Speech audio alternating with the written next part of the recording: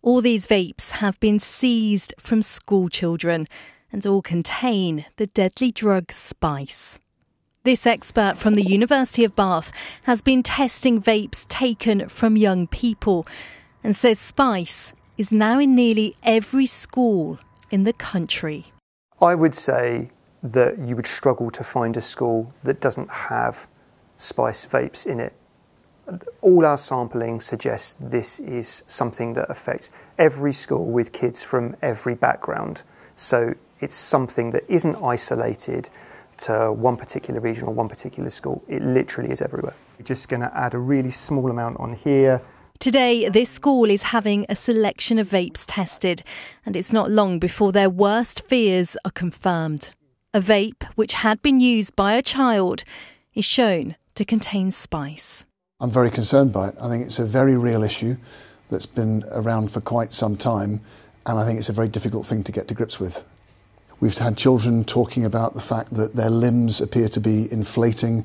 We've had young people experiencing very serious chest palpitations or panic attack-like symptoms, anxiety-like symptoms, and we've had, in a couple of cases, young people collapsing as well.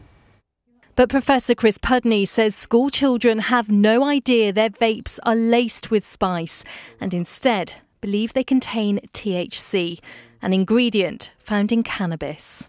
THC is vanishingly rare in the vapes in schools. They're about, not even 1% of all of the samples. What really is there is spice. And what it looks like is happening is that actually kids are being sold THC, but it's actually spice. I think it's because spice is so incredibly pervasive and cheap. At the Blue School in Wells in Somerset, they've long realised vapes children bring into school are not what they seem. They are gaining the vapes often from illegal sources, often from somebody on the street that they don't necessarily know very well. And what we know is that those vapes have been modified and contain, well, who knows what they contain, and that's the point. They have no idea what they really contain. Are you shocked particularly that some may have spice? If I said no, that might surprise you. I am not surprised that all possibilities are being experimented with.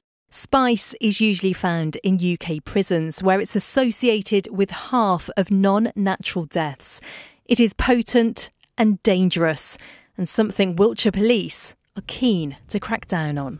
The main thing that the organised crime groups are trying to do is if they can get those children addicted more, that means that their sales will increase and in turn the lining of their pockets will increase. They'll do so. So adding things like spice, which we know is more addictive, they'll do it. No one yet knows what the true health implications are for children who vape spice. But what is known is that without the support network of a school, a young person could be at risk during the summer holidays. What's your fear? My fear is that over the summer, someone that's got used to using this has it and they use it alone in their bedroom and they have a cardiac arrest and they die. That's what I'm worried about. A deadly warning about a deadly drug, which has already found its way into our schools.